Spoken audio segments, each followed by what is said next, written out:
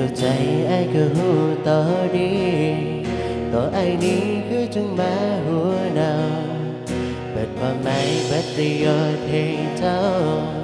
คือเท่าที่เจ้าคิดทิ้งไปบอกว่าหากเธอเจ้าหลายบัดใจน้ำตาไหลใจให้ไป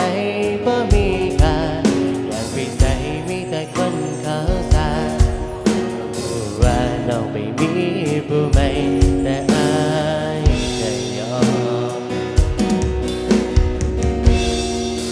น้ำตาไหลยาวๆเมื่อเธอบอกว่าเขาเลิกกันซะน้องลาคาอายมันเลยแค่เอาไว้ซะขออย่าเฝ้าทิ้งอายไปอย่าไม่ใส่อยู่กับอายจะเฝ้าได้บ่หักเท่าบัดหัวใจบ่มีความหมายกับเจ้าบ่นานทิ่มอายคือใครห่างเป็นดาวย้อนที่รอดดี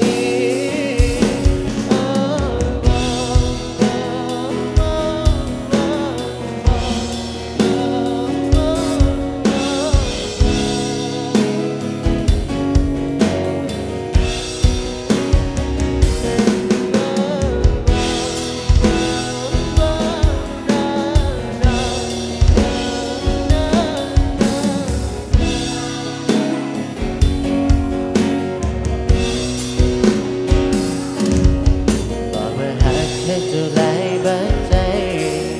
น้ำตาไหลใจให้ไปบ่มีค่าอยากไปใส่มีแต่คนเขาสาก็รู้ว่าน้องไม่มีผู้ใหม่แต่อายแค่ยอมน้ำตาไหลยาวๆเมื่อเจ้าบอกว่าเขาเลิกกันซะน้องลาคาอายมันเลยเก็บเอาไว้ซะก่อนอย่าเฝ้าทิ้งอายไปอย่าไปใส่อยู่กับอายจะคราวใด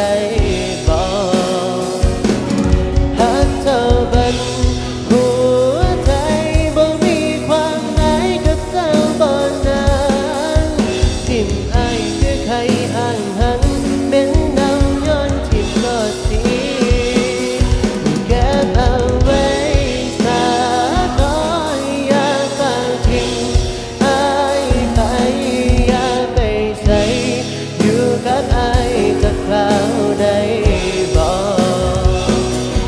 หักเท่าบัดหัวใจบ่มีความหมายกับเจ้าบ่นานทิ่มอายคือใครห่า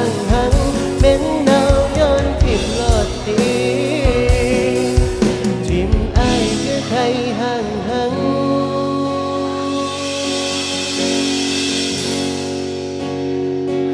เป็นดาวย้อนทิ่มรอดดี